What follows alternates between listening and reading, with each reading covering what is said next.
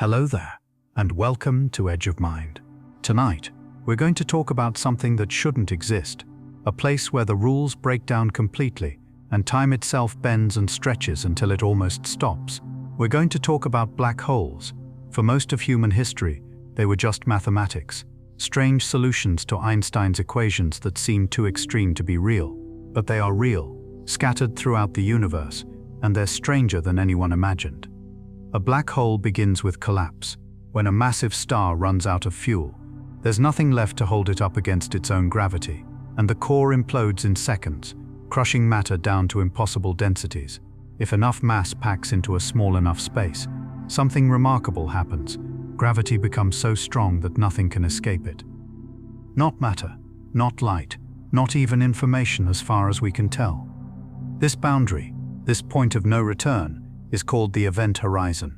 It's not a physical surface you could touch, more like a line drawn in space by gravity itself. Cross it, and you can never come back. Light itself, moving at the fastest speed possible, cannot climb out of that gravitational well. From the outside, the black hole appears completely dark, a sphere of perfect blackness against the stars. And by the way, where are you watching from tonight? I'd love to see where in the world you're listening from in the comments. But here's what makes it truly strange. Time doesn't flow the same way near a black hole.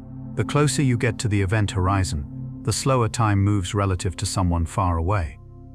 An astronaut falling toward a black hole would seem to a distant observer to slow down as they approached the edge, appearing to freeze just above the horizon, their image growing dimmer and redder as the light struggled to escape.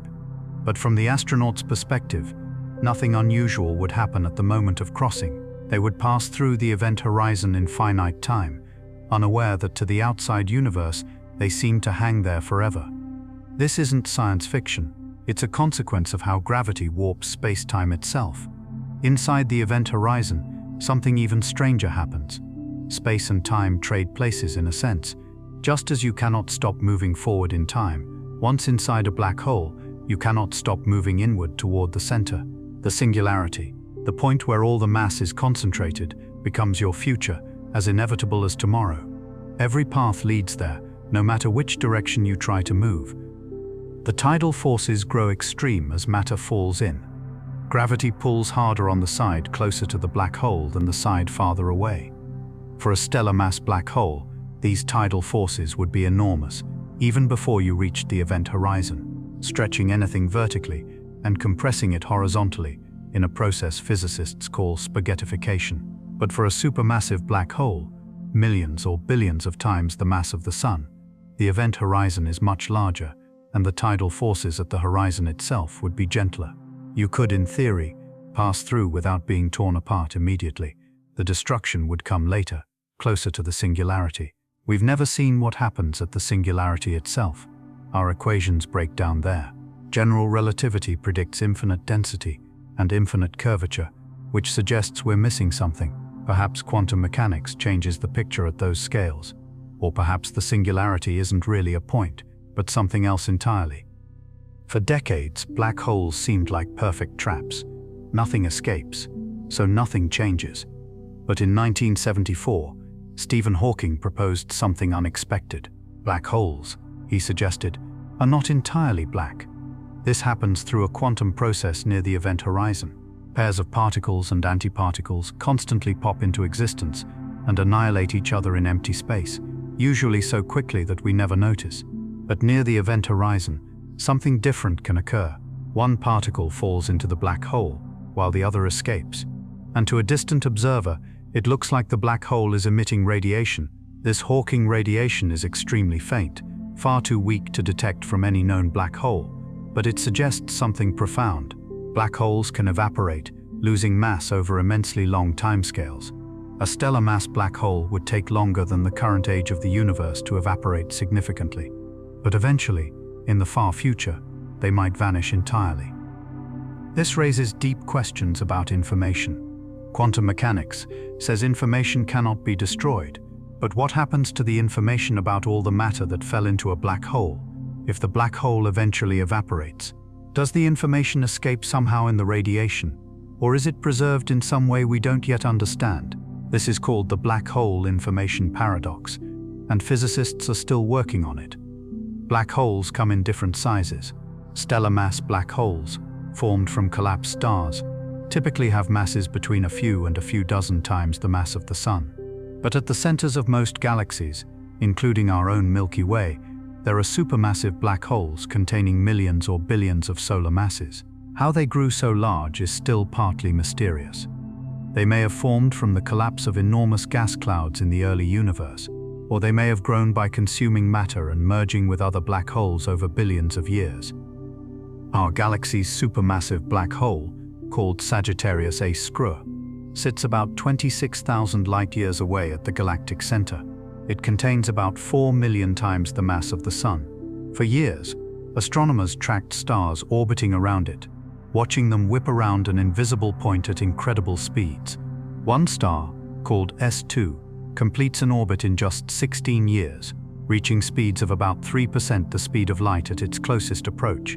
These observations confirmed that something massive and compact was there, and the only explanation that fit was a supermassive black hole.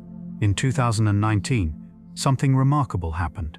The Event Horizon Telescope, a network of radio telescopes scattered across the planet, captured the first direct image of a black hole's shadow, not Sagittarius A Cum-2, but a much larger supermassive black hole at the center of the galaxy M87, about 55 million light-years away. The image showed a bright ring of glowing gas surrounding a dark circular region. That darkness is the black hole's shadow, the region where light cannot escape. The bright ring is superheated matter spiraling around the black hole at nearly the speed of light, heated to billions of degrees by friction and magnetic fields. The ring appears brighter on one side because the matter there is moving toward us, its light boosted by relativistic effects. This black hole contains about 6.5 billion times the mass of the Sun, with an event horizon that stretches about 20 billion kilometers across, larger than our entire solar system. Yet from Earth, it appears smaller than an orange on the Moon. Creating that image required combining data from telescopes around the world, effectively creating an Earth-sized telescope. The achievement confirmed decades of theoretical predictions. Black holes look exactly as Einstein's equations said they should. In 2022, the same team released an image of Sagittarius A Sa, our own galaxy's supermassive black hole. This one was harder to capture because the gas around it swirls and changes in minutes rather than days. But the image revealed the same structure, a glowing ring around a dark shadow. These images give us a direct view of space-time warped to its extreme limit. The light we see has been bent by gravity, forced to travel in curves around the black hole. Some of that light has orbited the black hole multiple times before reaching us. We're seeing the fabric of the universe twisted into shapes that seem impossible, yet there they are.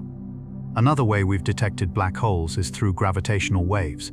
When two black holes orbit each other, they create ripples in space-time itself, and as they spiral closer together, these ripples grow stronger. Finally, in a fraction of a second, the black holes merge, releasing more energy in gravitational waves than all the stars in the visible universe emit as light in that same moment. The first detection came in 2015, from two black holes merging about 1.3 billion light-years away. Each had about 30 times the mass of the Sun. When they collided, they formed a single black hole of about 60 solar masses, with 3 solar masses worth of energy radiating away as gravitational waves, literally shaking space-time. Since then, dozens more mergers have been detected. Some involve black holes much larger than we expected to find, while others involve pairs with very different masses. Each detection reveals something new about how black holes form, how they grow, and how common they are throughout the universe. We've also detected mergers between neutron stars and between neutron stars and black holes. These events produce both gravitational waves and light, allowing us to study them in multiple ways. They show us how heavy elements like gold and platinum are created in these cosmic collisions, scattered into space to eventually become part of new stars and planets. Black holes are not rare. Our galaxy likely contains tens of millions of stellar mass black holes, scattered throughout the spiral arms. Most are invisible, drifting alone through space. Occasionally, one passes near a star and begins pulling matter away, creating an accretion disk that glows brightly in X-rays. The universe is full of these invisible objects, each one a place where gravity has won completely. Black holes also play a surprising role in shaping galaxies. The supermassive black hole at a galaxy's center doesn't just sit there quietly. As matter falls toward it, the accretion disk heats up and releases enormous amounts of energy, sometimes outshining the entire galaxy in certain wavelengths. Jets of particles shoot outward at nearly the speed of light, powered by magnetic fields twisted around the black hole. These jets can extend for thousands of light years, plowing through intergalactic space and heating the gas around them. This energy affects star formation throughout the galaxy. When the black hole is actively feeding, its radiation and jets can push gas away, preventing new stars from forming. When it quiets down, gas can cool and collapse, creating new generations of stars. Galaxies and their central black holes seem to grow together, each influencing the other's development over billions of years. Astronomers have found a relationship between the mass of a galaxy's central black hole and the mass of its central bulge of stars. Bigger galaxies have bigger black holes in a surprisingly consistent ratio. This suggests that black holes and galaxies co-evolve, that the growth of one is somehow tied to the growth of the other. We don't yet understand all the mechanisms behind this connection, but it appears fundamental to how galaxies form and change over cosmic time. Some black holes are more active than others. Quasars are among the brightest objects in the universe, powered by supermassive black holes consuming matter at tremendous rates. They shine with the light of trillions of stars, visible across billions of light years. Most quasars existed in the early universe, when galaxies were younger and richer in gas. As galaxies aged and used up their gas, their central black holes quieted down, becoming the relatively dormant giants we see today. Our own Sagittarius A is quite calm now, consuming matter only occasionally, but every few decades, it flares briefly as a star or gas cloud passes too close. These flares let us study how matter behaves in extreme gravity, how it heats up and radiates before crossing the event horizon. Some stars orbit so close to Sagittarius A that they experience measurable relativistic effects. Their light shifts in frequency as they move through the black hole's intense gravitational field. Their orbits don't quite close into perfect ellipses, instead processing slowly over time, exactly as general relativity predicts. These observations give us one of the most precise tests of Einstein's theory in the strongest gravitational field we can observe. Black holes also create something called gravitational lensing. When a black hole passes between us and a more distant star, the black hole's gravity bends the star's light, making it appear brighter, or creating multiple images. This effect has been predicted for decades, but observing it directly requires incredibly precise measurements. Astronomers are now watching for these events, hoping to catch a black hole passing in front of a background star, creating a temporary brightening that would reveal the black hole's presence and mass. Even isolated black holes, drifting alone through space with no nearby matter to consume, can be detected this way. The study of black holes has moved from theoretical speculation to observational science in just a few decades. We've gone from wondering whether they exist to imaging them directly, from predicting gravitational waves to detecting dozens of black hole mergers. Each new observation refines our understanding and raises new questions. What happens at the very center of a black hole, at the singularity where our equations break down? Is there truly an infinitely dense point, or does quantum mechanics step in to prevent that? Can information truly be destroyed, or is there a way for it to survive? How did supermassive black holes grow so large so quickly in the early universe? These mysteries remain, waiting at the intersection of gravity and quantum mechanics, where our current theories reach their limits. Black holes are laboratories for physics we cannot create on Earth. They show us what happens when gravity becomes overwhelming, when space-time itself is pushed to its breaking point. They connect the largest structures in the universe, galaxies and galaxy clusters, to the smallest scales, where quantum effects become important. They are places where time, space and matter behave in ways that challenge everything we thought we knew. And they're everywhere, woven into the structure of the cosmos, shaping galaxies and bending light, merging in collisions that shake space-time itself. The strangest thing about black holes might be how they connect to the very beginning of the universe itself. In the first moments after the Big Bang, the universe was incredibly dense and hot, with matter compressed in ways that might have created primordial black holes. These would be different from the black holes formed by collapsing stars, much smaller, some perhaps no bigger than an atom, but containing the mass of a mountain. If they exist, primordial black holes could help explain dark matter, the invisible substance that makes up most of the mass in the universe. We've never detected dark matter directly, despite decades of searching.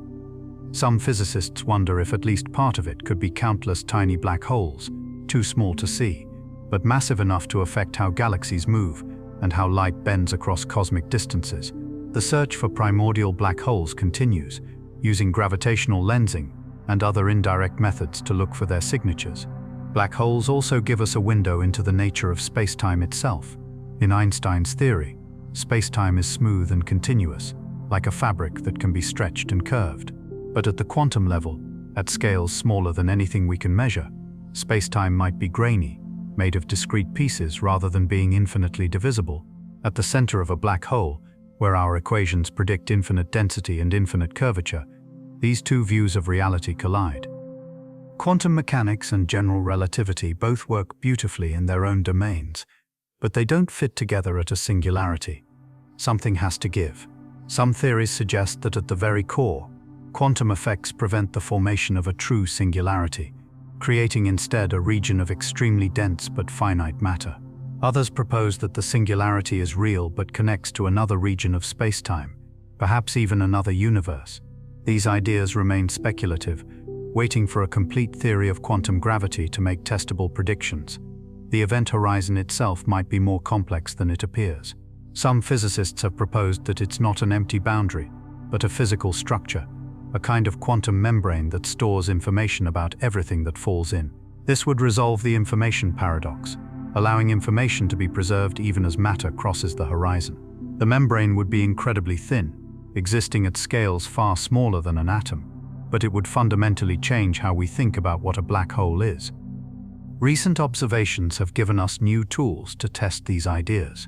When black holes merge, they create ripples in space-time that carry information about what happened during the collision. By analyzing these gravitational waves in exquisite detail, physicists can look for tiny deviations from what general relativity predicts, deviations that might hint at quantum effects or new physics. So far, the observations match Einstein's predictions almost perfectly. But as detectors become more sensitive, we might start seeing the subtle signatures of quantum gravity.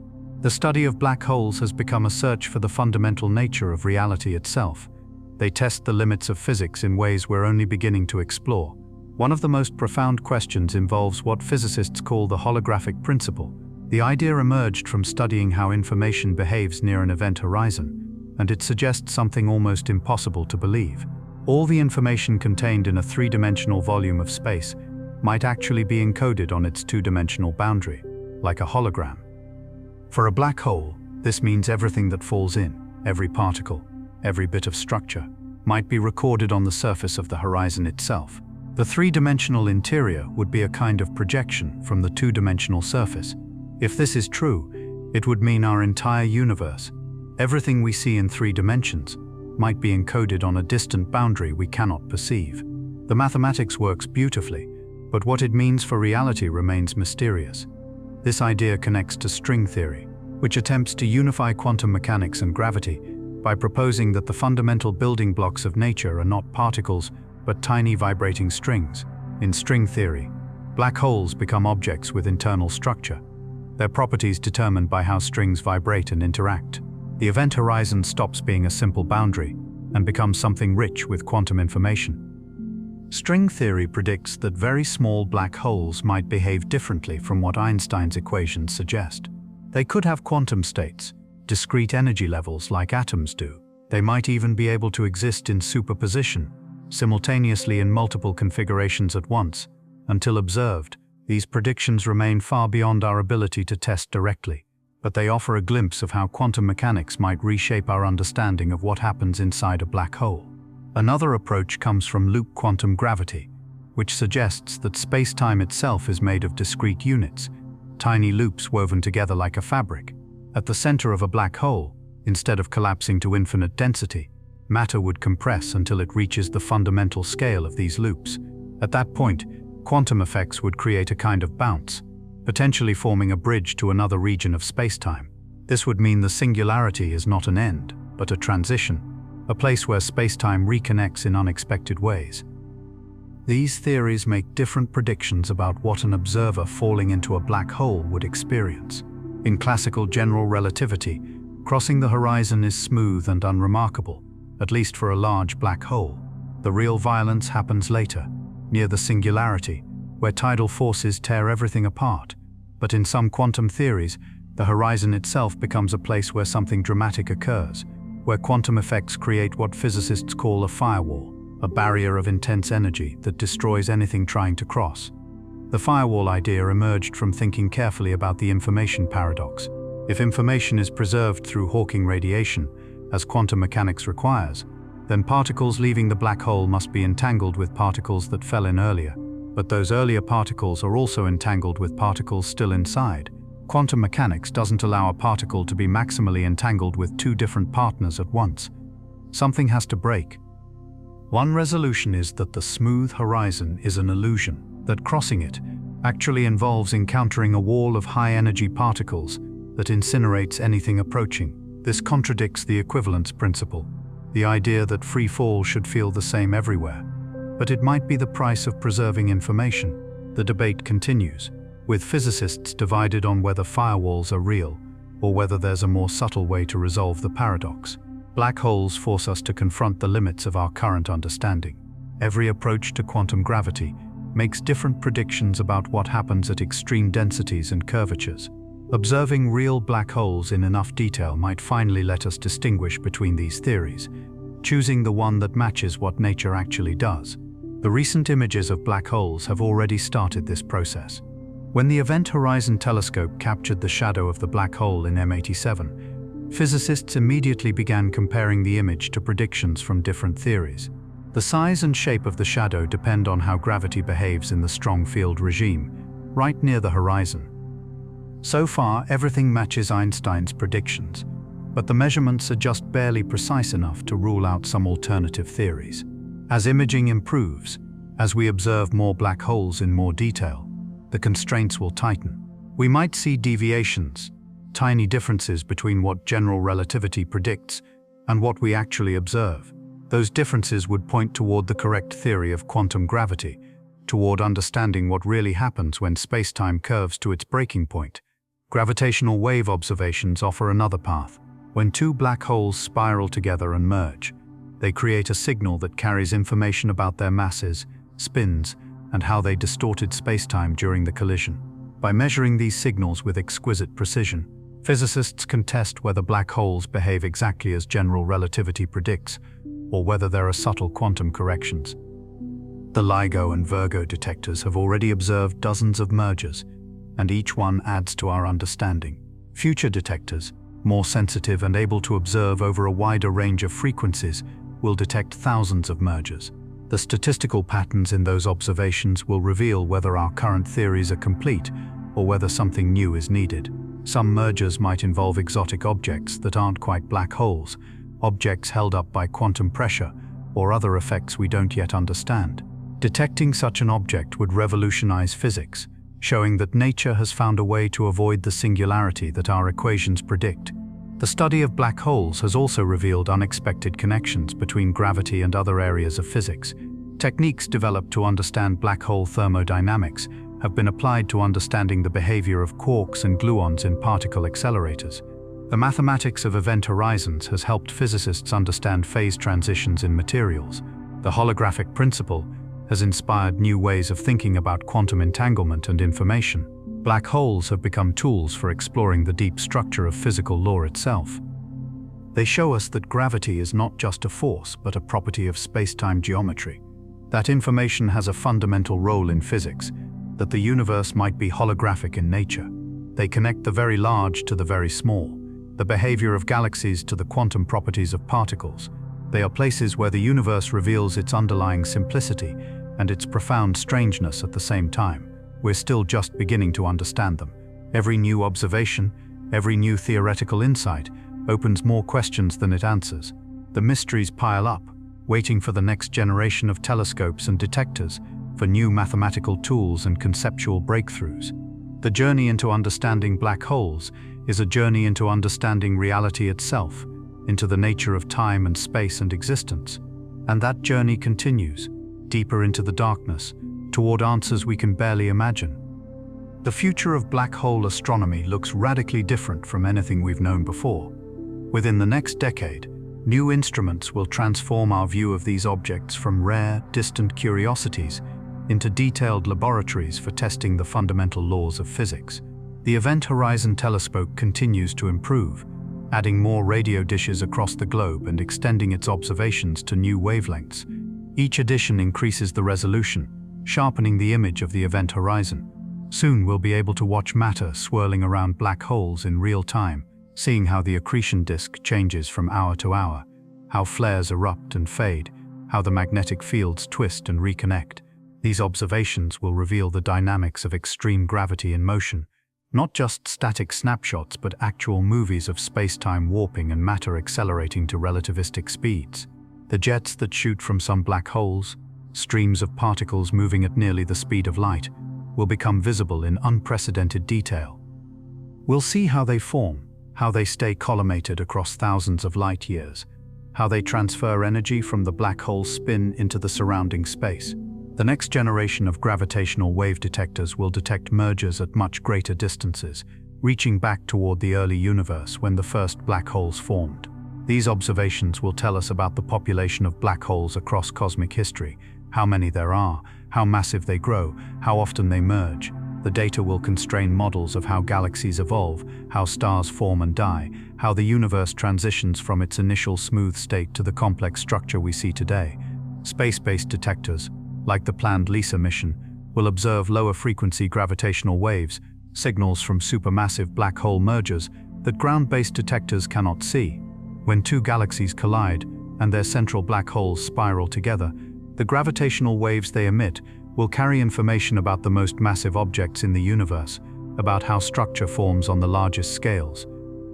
These mergers take millions of years to complete, the black holes slowly drawing closer as they drag through clouds of gas and stars. The final plunge happens in hours, releasing more energy in gravitational waves than all the stars in the observable universe emit as light during the same time. LISA will detect these events from across the cosmos, building a census of supermassive black holes and revealing how they grow and interact. Closer to home, astronomers continue to study Sagittarius A, the black hole at the center of our own galaxy. It's relatively quiet compared to the monster in M87, but occasionally it flares, brightening in X-rays and infrared as clumps of gas fall through the inner accretion disk. Monitoring these flares in real time, coordinating observations across multiple wavelengths, reveals how matter behaves in the final moments before crossing the event horizon. Stars orbit Sagittarius A in elliptical paths, some passing within light hours of the horizon. Tracking their motion with exquisite precision tests general relativity in the strong field regime, measuring how space-time curves around the black hole, and whether the predictions hold up under scrutiny. So far, every measurement confirms Einstein's century-old equations, but the precision keeps improving, and each new observation could reveal something unexpected. Some astronomers are searching for intermediate mass black holes, objects that fall between stellar mass and supermassive varieties. These would bridge the gap between the two populations, revealing how supermassive black holes get their start in the first place. Current theories suggest they might form from the direct collapse of massive gas clouds in the early universe, or from the merger of many smaller objects in dense star clusters. Finding them would answer fundamental questions about how cosmic structure came to be.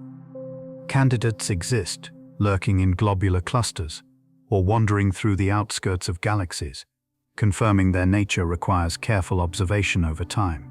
The evidence comes from the motion of nearby stars, from occasional flares when they consume passing gas clouds, from the gravitational waves they might produce when they collide with other compact objects. Each detection adds another piece to the puzzle of how these objects grow and evolve. Another frontier involves studying tidal disruption events, the dramatic moments when a star wanders too close to a black hole and gets torn apart. The star stretches into a long stream, half falling inward while half escapes into space. The infalling material heats up as it spirals down, producing a brilliant flare that can outshine an entire galaxy for weeks or months. These events happen roughly once every 10,000 years per galaxy, and modern surveys catch dozens each year across the observable universe. Watching a tidal disruption unfold reveals how matter behaves during the final approach to the horizon. The light curve, the pattern of brightening and fading, depends on the star's composition and the black hole's spin. The spectrum shows which elements are present, how fast the debris is moving, whether the disk forms quickly or gradually. Each event is slightly different, reflecting the diversity of stars and the range of encounter geometries.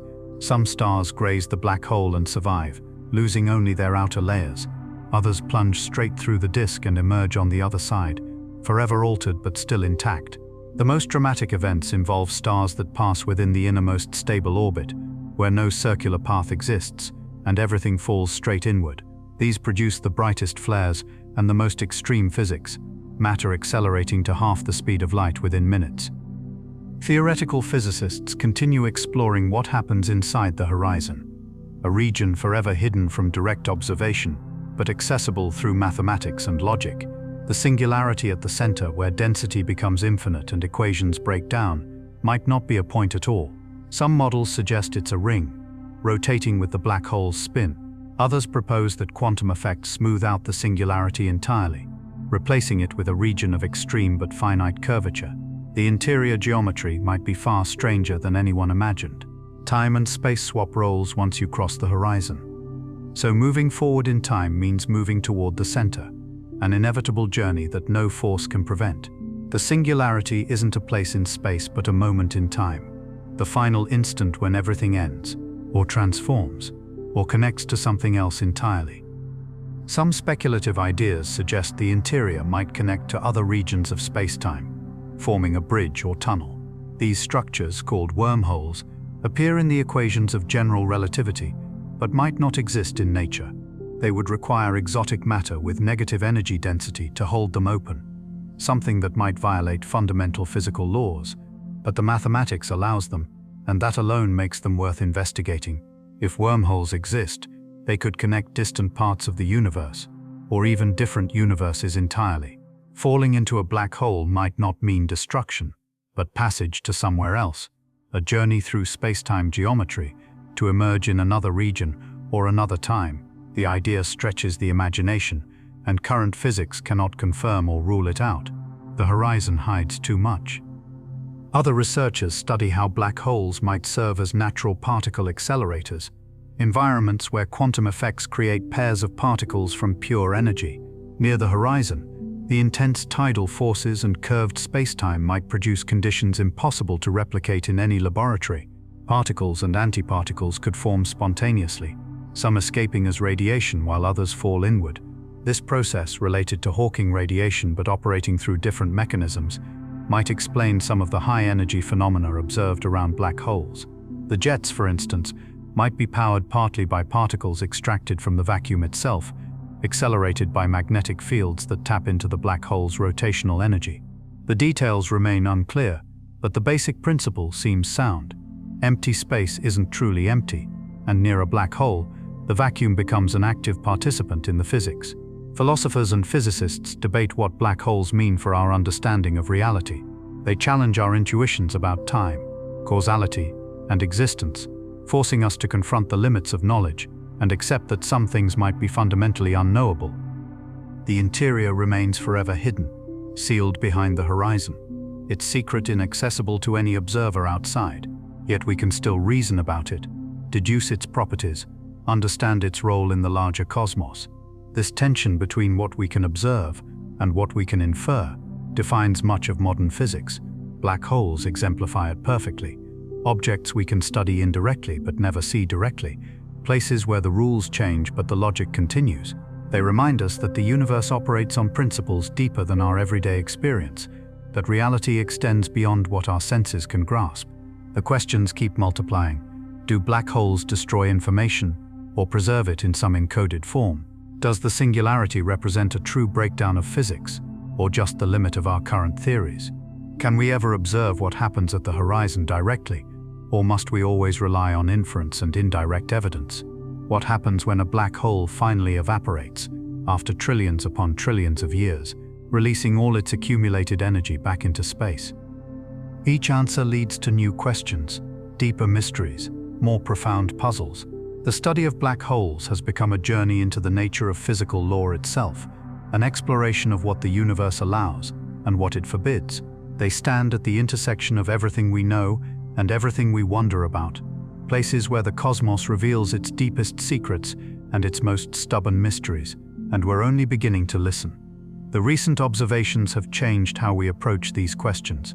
The first detection came from two black holes, each about 30 times the mass of the Sun, spiraling together over millions of years.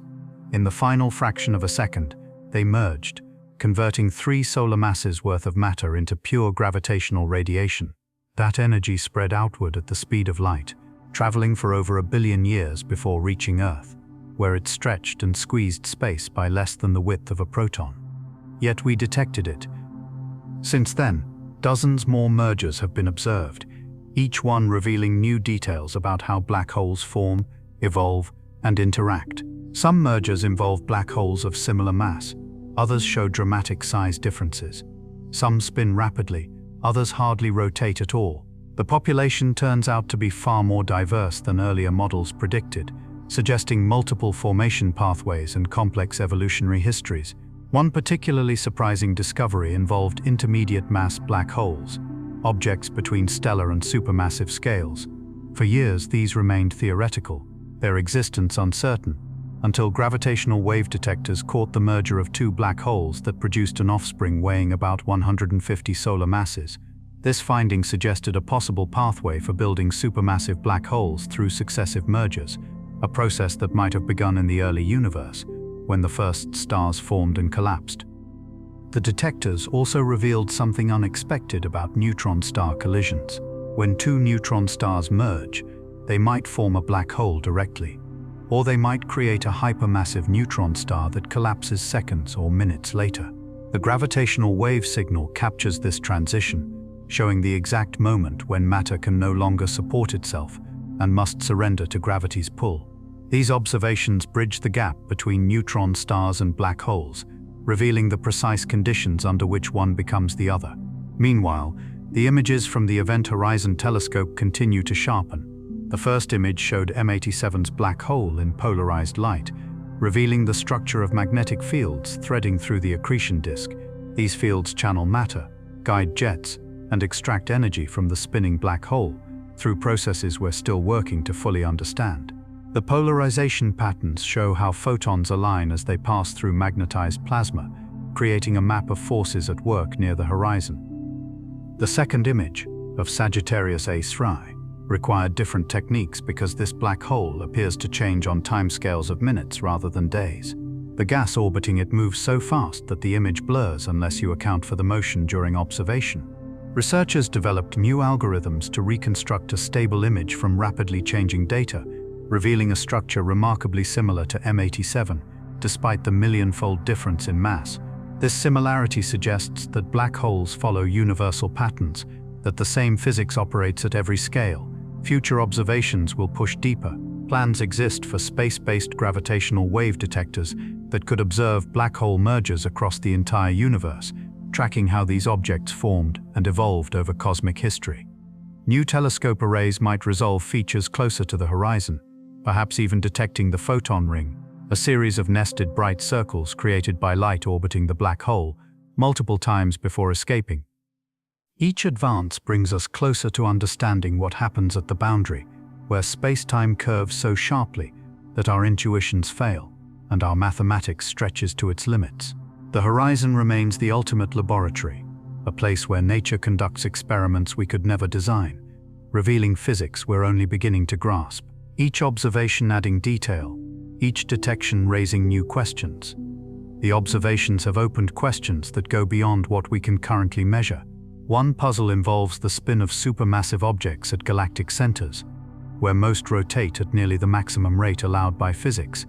This rotation creates an ergosphere, a region outside the horizon, where space-time itself gets dragged around, carrying everything with it. Anything entering this zone must move in the direction of rotation, unable to resist the twisting of space itself. Theoretically, Energy could be extracted from this motion through a process called superradiance, where waves entering the ergosphere emerge amplified, stealing rotational energy as they escape. Whether this happens naturally in the cosmos remains uncertain, but the possibility suggests that these objects might power phenomena we haven't yet connected to them. The rotation also affects the shape of the horizon, flattening it at the poles and bulging at the equator. For the fastest spinners, the difference becomes dramatic, creating an oblate surface rather than a perfect sphere. This distortion changes how matter falls in, how jets form, and how photons orbit before escaping. The polarization patterns captured by the Event Horizon Telescope hint at this geometry, showing asymmetries that match predictions for rapidly rotating objects. Another mystery involves what astronomers call the spin-orbit alignment problem. When two objects merge, their individual rotations and the orbital motion of their dance combine in complex ways. The final spin depends on how the objects approached each other, whether their rotations aligned or opposed, and the angle of their collision. Gravitational wave detectors measure this final spin, revealing that many mergers produce objects rotating at intermediate rates, neither maximally fast nor completely still. The distribution suggests something about formation environments, perhaps indicating that these objects formed in dense stellar clusters, where gravitational interactions scrambled their orientations before they merged. Some mergers show evidence of precession, a wobbling motion where the orbital plane tilts and shifts during the final approach. This happens when the spins of the two objects point in different directions, creating asymmetric gravitational pulls that torque the system. The wobbling leaves a distinctive pattern in the gravitational wave signal, a modulation that reveals the geometry of the collision. These observations confirm that mergers happen in 3 dimensions, with objects approaching from every possible angle and orientation. The question of recoil also emerges from these detections. When two objects merge asymmetrically, the resulting object can receive a kick, shooting off in one direction at speeds reaching thousands of kilometers per second. This happens because gravitational waves carry momentum, and if they radiate more strongly in one direction than another, the merged object recoils in the opposite direction.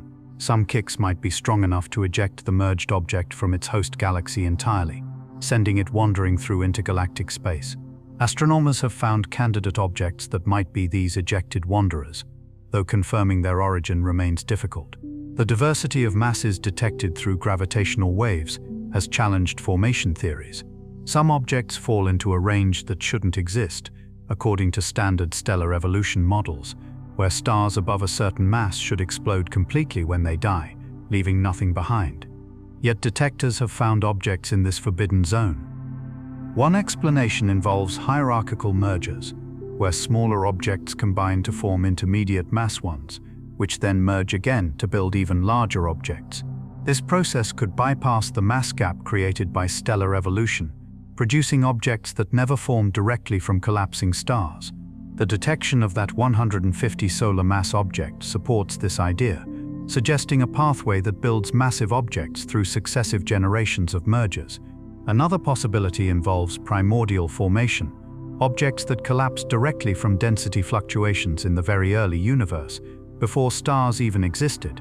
These would have formed from pure hydrogen and helium, collapsing under their own gravity without ever igniting nuclear fusion.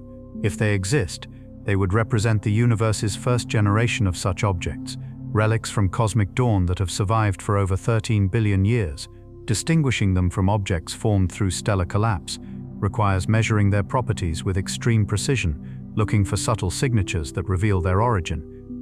The rate of mergers also tells us something about cosmic history.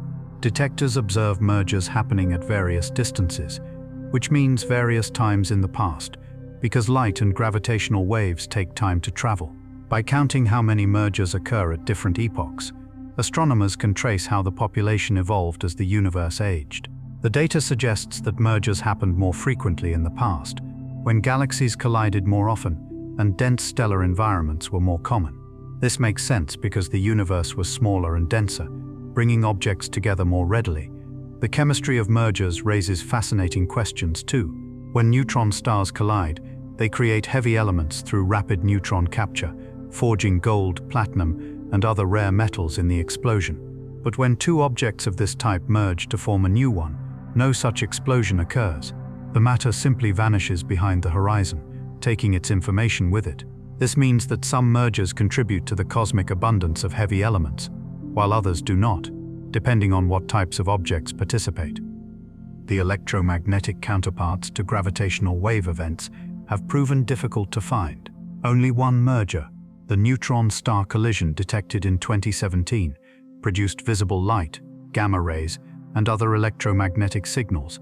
Most mergers involving only objects of this particular type produce no light at all, making them invisible to traditional telescopes.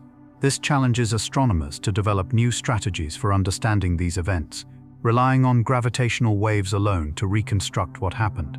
Future detectors will improve sensitivity dramatically. Space-based instruments, free from Earth's seismic noise and able to measure lower frequencies, will observe mergers involving objects millions of times more massive than the Sun. These instruments will track mergers years before they occur, watching as the objects spiral together over months or even years. They'll reveal details impossible to capture in the brief seconds visible to ground-based detectors. The possibility of observing formation events directly has also emerged.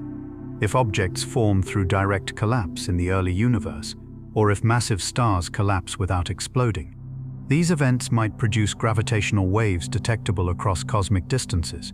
Finding such signals would confirm formation pathways and reveal conditions in the early universe when the first generation of these objects appeared. The connection between observations at different scales continues to deepen.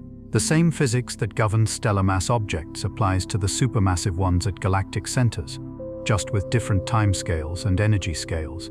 Understanding one population helps interpret the other, creating a unified picture of how these objects behave across the full range of masses. The images from the Event Horizon Telescope show features predicted by models developed from gravitational wave observations, confirming that the theory works consistently across this enormous range. The story of observation has become a story of synthesis, combining information from gravitational waves, electromagnetic radiation, and theoretical models to build a complete picture. Each type of observation reveals different aspects, different details, different mysteries. Together they create something richer than any single approach could provide, a multi-dimensional understanding of objects that exist at the edge of physical law. The questions multiply as the data accumulates, each answer revealing new puzzles, deeper mysteries waiting to be explored. The patterns emerging from multiple observations have started revealing something unexpected about spin. Every object of this type rotates, carrying angular momentum from whatever formed it. Theory predicts that spin affects the shape of the region around them, dragging space-time itself into rotation like water swirling around a drain. This effect, called frame dragging, becomes extreme near the surface. Space-time rotates so fast that nothing can remain stationary. Even light gets pulled along in the direction of rotation. Measuring spin requires observing how matter behaves in this rotating environment, how orbits tilt and precess, how light bends differently depending on whether it travels with or against the rotation. The images captured by the Event Horizon Telescope show asymmetry in the bright ring around M87's central object. One side appears brighter than the other, not because more matter exists there, but because that side rotates toward us, its light amplified by relativistic motion. The degree of asymmetry reveals rotation speed, allowing astronomers to measure spin for the first time through direct imaging. The measurements suggest rapid rotation, perhaps close to the theoretical maximum. This makes sense for objects that grew by consuming matter from an accretion disk, because infalling material carries angular momentum inward, spinning up the central object over time.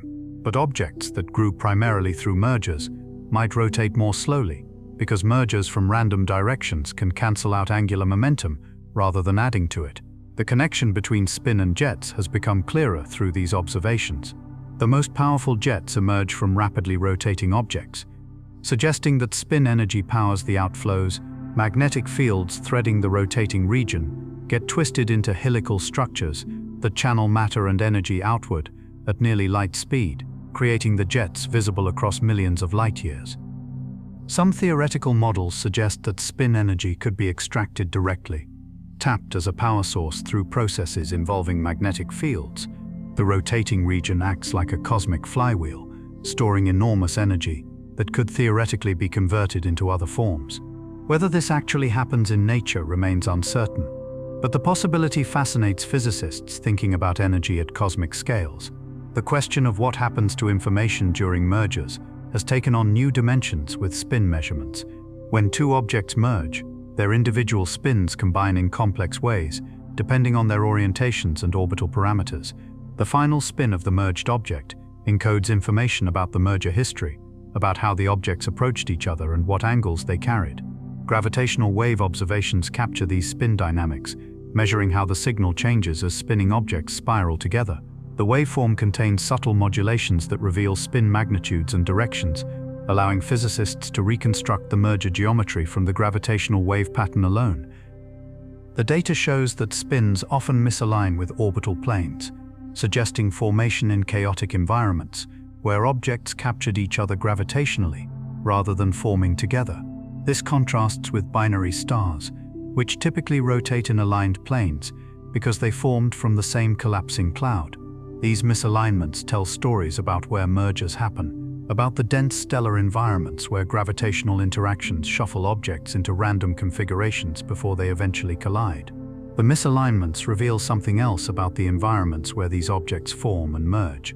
In the centers of dense star clusters, gravitational interactions constantly reshuffle orbits, tilting and rotating them until any original alignment disappears.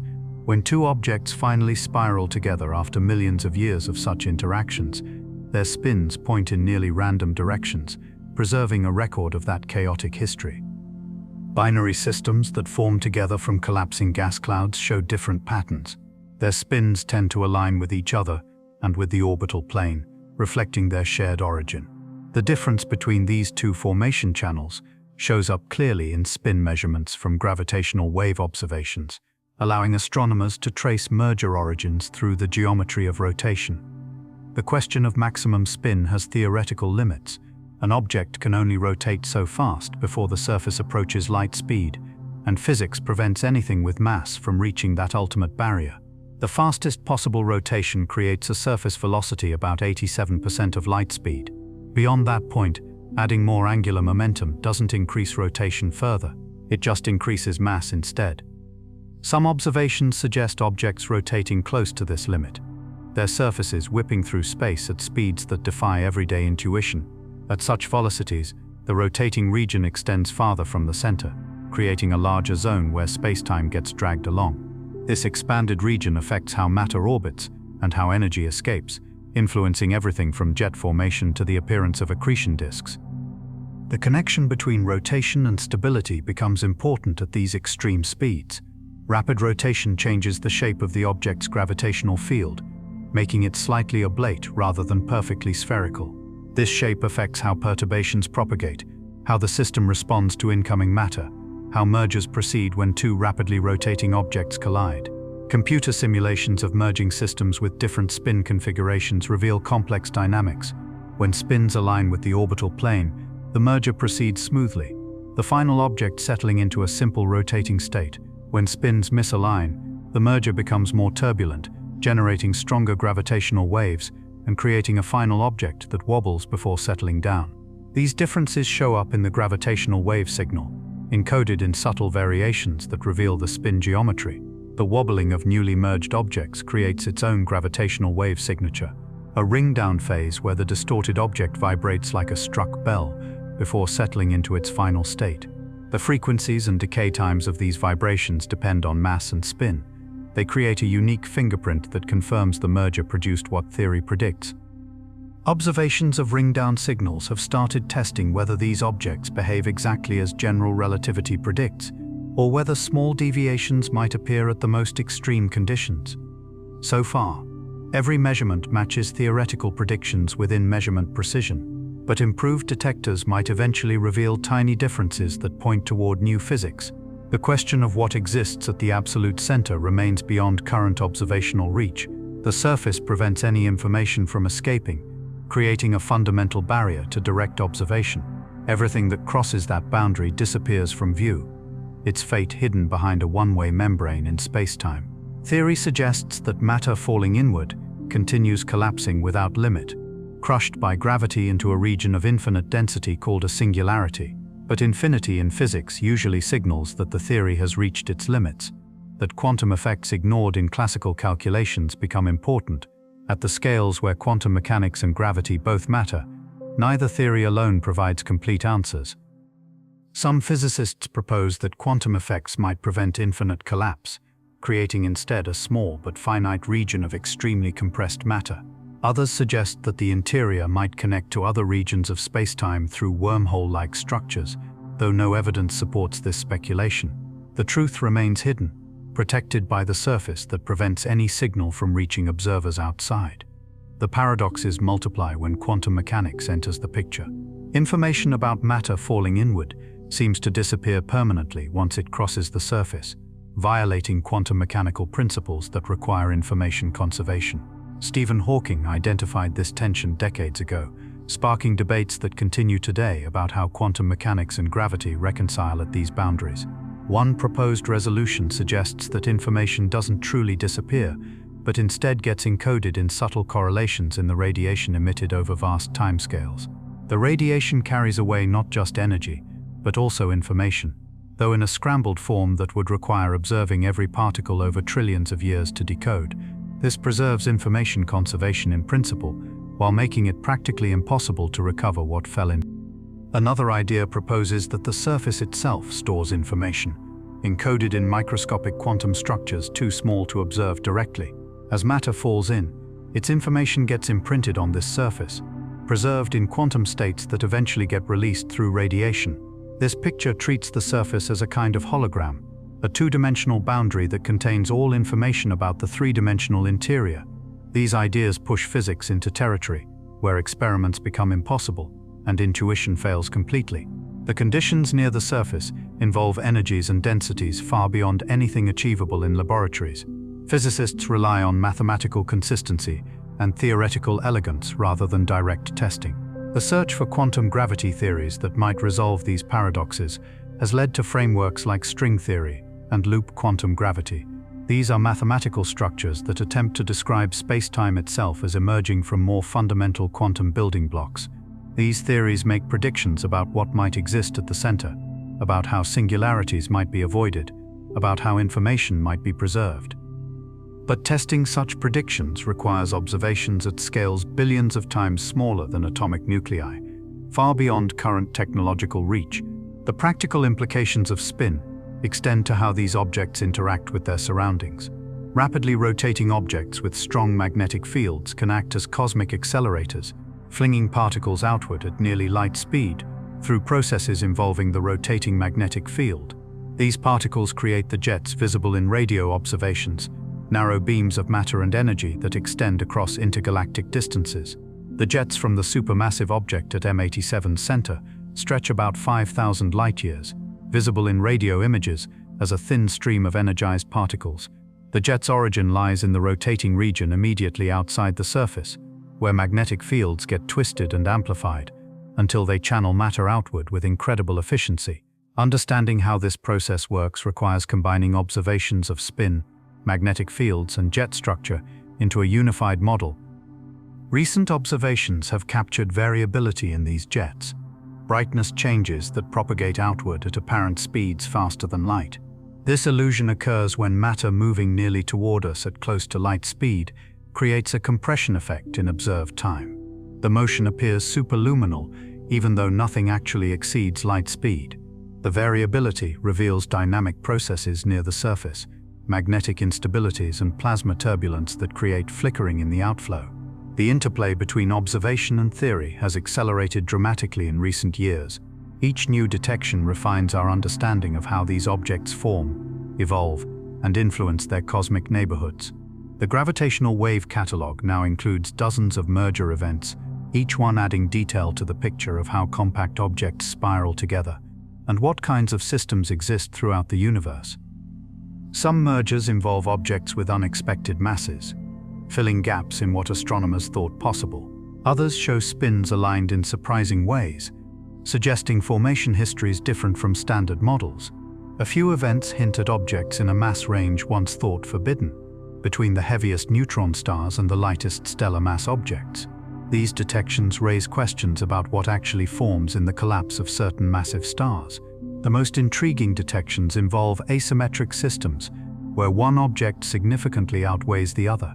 These mergers produce gravitational waves with distinctive patterns, signals that encode information about how the smaller object spirals through the distorted spacetime around its larger companion. The waves carry imprints of the larger object's spin, its shape distortions, and even subtle effects from its internal structure, if it happens to be a neutron star rather than a pure vacuum region. Combining gravitational wave data with electromagnetic observations opens new possibilities. Some mergers might produce faint flashes of light if material surrounds the system, gas that gets heated and compressed during the final moments before coalescence. Detecting such counterparts would reveal details about merger environments, about whether these events occur in isolation or within dense stellar regions where gas and dust persist. The supermassive objects at galaxy centers present different observational challenges. Their enormous masses mean orbital periods of years or decades for nearby stars, requiring long-term monitoring to trace complete orbits. Teams have tracked stars near the Milky Way's center for over 20 years now, watching them complete elliptical paths that reveal the central mass with increasing precision. One star, designated S2, follows a 16-year orbit that brings it within 17 light-hours of the central object at closest approach. Observations during its 2018 passage detected relativistic effects in the star's motion, subtle shifts in its orbital properties caused by the intense gravity it experienced. The measurements confirmed predictions from general relativity, while ruling out alternative theories that predict different behaviors in strong gravitational fields. Other stars follow even tighter orbits, some completing their paths in just a few years. These fast-moving stars probe regions closer to the surface, where relativistic effects become stronger and space-time curvature dominates the dynamics. Future observations might detect stars in orbits lasting months rather than years, objects skimming so close to the surface that their light gets significantly redshifted, and their apparent motion shows dramatic time dilation effects. The possibility of observing a star actually crossing the surface remains remote but tantalizing. Such an event would unfold over hours or days from our perspective, the star appearing to slow as it approached the boundary. Its light would redshift toward invisibility as time dilation became extreme. The star would never quite seem to reach the surface from our viewpoint, frozen at the threshold by the infinite time dilation exactly at the boundary. These observations continue to push technology forward, demanding ever more precise measurements of position, velocity, and light properties. Adaptive optics systems now compensate for atmospheric distortion in real time, sharpening images enough to track individual stars through their complex dances. Infrared detectors pierce through dust that would obscure visible light, revealing motion in regions previously hidden. Spectroscopy measures tiny shifts in starlight that encode velocity information, showing how fast each star moves toward or away from us as it orbits. The combination creates a three-dimensional map of motion around the central mass, a dynamic picture built from decades of patient observation. Similar monitoring programs target other galaxies, though the greater distances make individual stars impossible to resolve. Instead, astronomers track clouds of gas orbiting near galactic centers, measuring their velocities through spectroscopic shifts. These clouds move at thousands of kilometers per second, their speeds revealing the enormous masses they orbit around. In some galaxies, water molecules in these clouds act as natural misers, emitting microwave radiation with such precise frequencies that even small velocity changes become detectable. The water misers create bright spots in radio observations, markers that trace orbital motion with remarkable accuracy. One galaxy, called NGC 4258, has a disk of water masers orbiting its center at about 1,000 light-years out. The disk's rotation follows Keplerian motion precisely, the same physics that governs planetary orbits but scaled to galactic proportions. Measurements of this rotation yielded one of the most accurate mass determinations ever made for a supermassive object, pinning down its mass to within just a few percent. The precision comes from combining many years of observations, watching how the maser spots shift position and velocity as the disk rotates. These orbital measurements provide crucial tests for theories about what actually sits at galactic centers. Alternative ideas have been proposed over the years, suggestions that perhaps something other than a compact vacuum region could explain the observations. dense clusters of dark matter, for instance, or exotic objects with different properties. Each alternative makes slightly different predictions about how nearby matter should move. The orbital data consistently favor the standard picture. Stars and gas clouds move exactly as expected around a point-like mass with no visible surface, no emission from the central object itself. The simplest explanation remains a region bounded by a surface where time dilation becomes infinite, surrounded by empty space until you reach the orbiting material farther out. Still, astronomers continue testing alternatives, looking for any deviation from predicted behavior that might hint at something unexpected. The connection between these central objects and their host galaxies has become increasingly clear through surveys of many systems. Measurements show a tight relationship between the mass at a galaxy's center and properties of the galaxy itself, particularly the speeds at which stars move in the galaxy's central bulge. More massive central objects sit inside galaxies with faster-moving stars, suggesting the two grew together through some coordinated process. This relationship implies that the central object's growth somehow influenced the entire galaxy's evolution, or the other way around. The mechanisms remain debated, but likely involve feedback from the jets and winds that energetic central objects produce. When material falls inward and releases energy through jets, that energy heats surrounding gas, potentially stopping new stars from forming. The heating creates a self-regulating cycle, where growth slows itself down once the central mass reaches a certain size relative to the galaxy. Computer simulations now include these feedback processes, modeling how galaxies and their central objects co-evolve over billions of years. The simulations reproduce the observed relationship between central mass and galaxy properties, lending support to the feedback picture. They also predict how mergers between galaxies should affect both systems, combining their central objects while triggering bursts of star formation and energetic activity. Some of the most luminous objects in the universe, quasars shining from the early cosmos, likely represent this merger-triggered phase, when material poured inward at extraordinary rates. The early universe contained many more quasars than exist today, a sign that conditions back then favored rapid growth of central objects. Gas was more abundant, galaxies collided more frequently, and the fuel supply remained plentiful. As the universe aged and expanded, collisions became less common and gas supplies diminished, slowing the growth rate and making bright quasars increasingly rare. Today's universe contains mostly quiet central objects, like our galaxies, systems wherein fall has slowed to a trickle and the surrounding environment appears relatively peaceful. Yet even quiet systems show occasional flares when passing stars or gas clouds venture too close.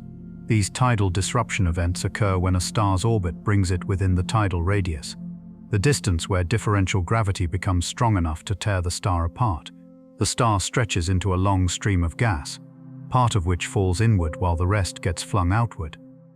The infalling material heats up and produces a bright flare that can last months or years, visible across vast distances as a sudden brightening in what had been a dormant galaxy center. Surveys have now detected dozens of these tidal disruption flares, each one providing a temporary window into an otherwise inactive system. The flares reveal properties of the central object through their light curves and spectra, showing how quickly the disrupted material spirals inward and what temperatures it reaches. Different types of stars produce different flare characteristics when disrupted: white dwarfs versus main sequence stars versus red giants. The variety adds detail to our understanding of what orbits near galactic centers and how often these violent encounters occur. Some flares show unusual features that hint at more complex scenarios. A few have produced jets, suggesting that even a brief episode of infall can spin up magnetic fields enough to launch collimated outflows. Others have shown periodic variations in brightness, possibly from material orbiting in a temporary disk before falling inward. One event produced X-ray emission that varied on timescales of minutes, fluctuations so rapid they must originate from regions very close to the surface, where orbital periods become extremely short. These rapid variations probe spacetime structure in regions where gravity dominates everything else. The theoretical framework connecting all these observations continues to develop through numerical simulations that solve Einstein's equations in dynamic situations. Simulating the final moments of a merger, for instance, requires calculating how curved spacetime evolves as two objects spiral together, their combined gravity creating ripples that propagate outward as gravitational waves. The simulations must account for the object's spins, their orbital properties, and the way space-time itself responds to their motion.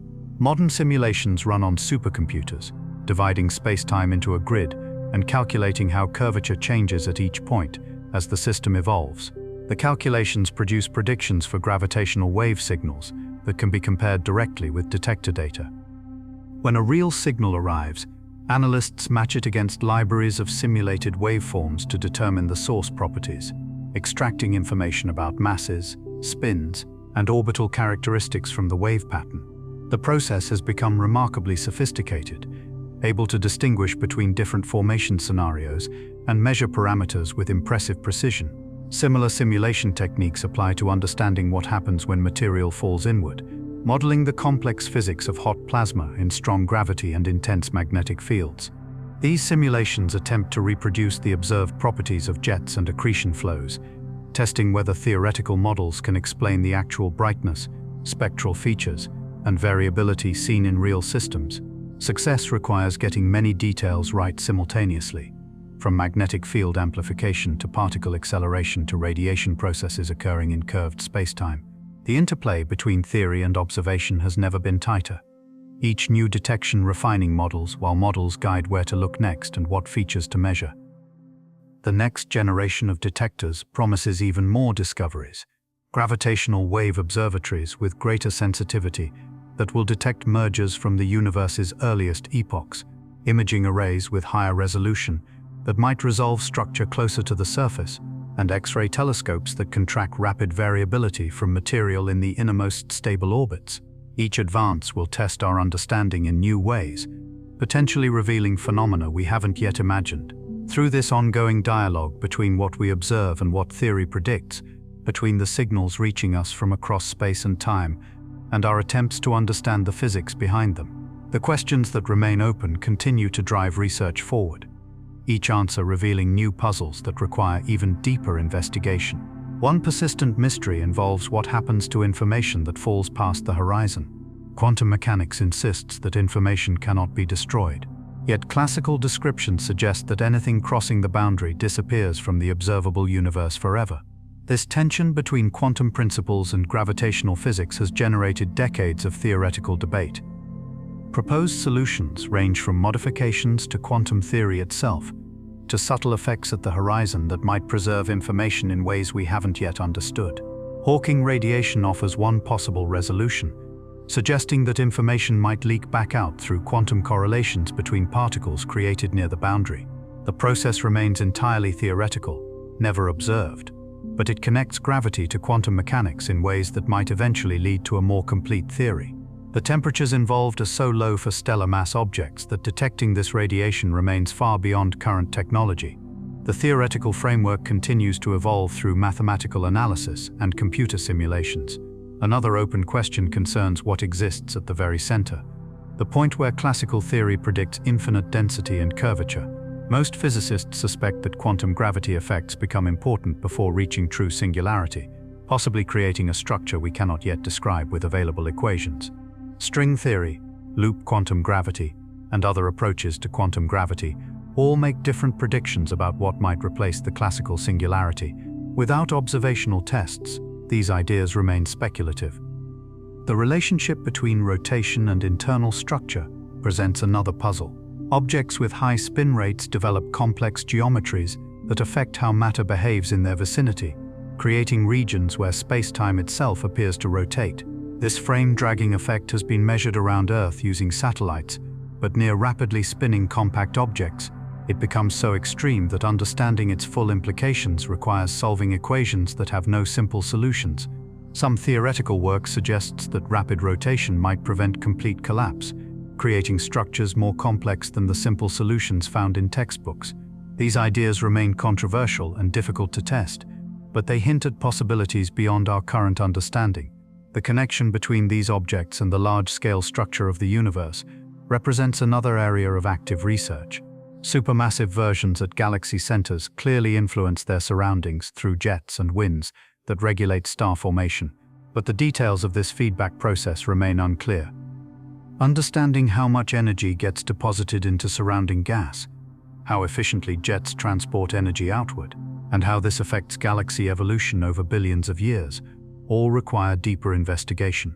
Simulations attempt to model these processes, but the range of scales involved makes accurate modeling extremely challenging. Recent observations have also revealed unexpected populations that don't fit neatly into existing categories.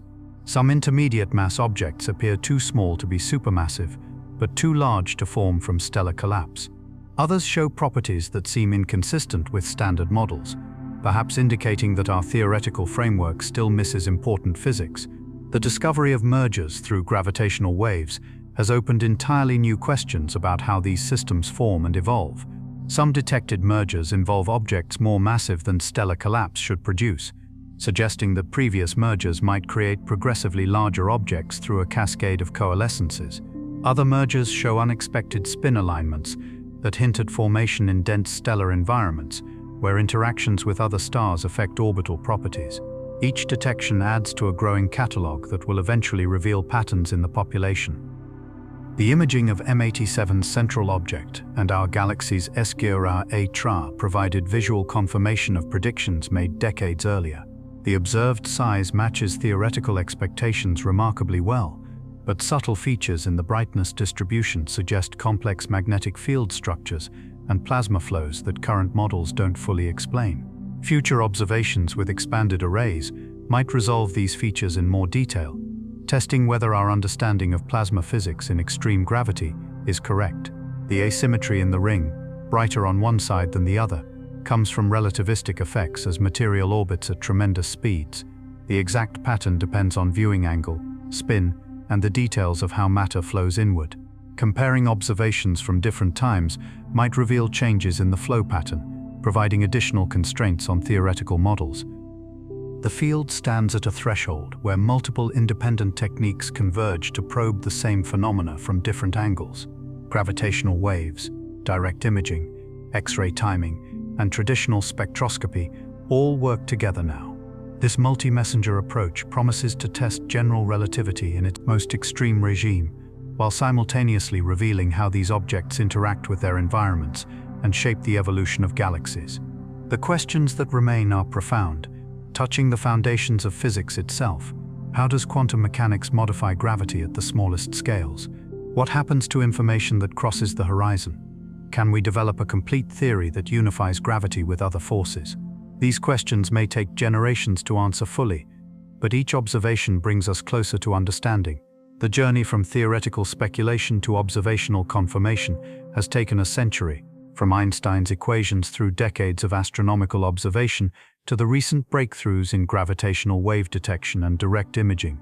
What once existed only as mathematical solutions now appears before us in images and signals, confirming that the universe operates according to principles far stranger than everyday experience suggests, each discovery revealing new aspects of how gravity shapes the cosmos at its most extreme. The observations accumulate, the simulations improve, and our understanding deepens. We're gradually building a more complete picture of phenomena that push physics to its limits. These objects represent laboratories, where nature conducts experiments we could never perform ourselves. They create conditions where space-time curves sharply, time flows at different rates, and the fabric of reality itself becomes dynamic and responsive to the presence of mass and energy. The observations we've gathered over the past few years have transformed these phenomena from mathematical abstractions into physical realities we can study directly.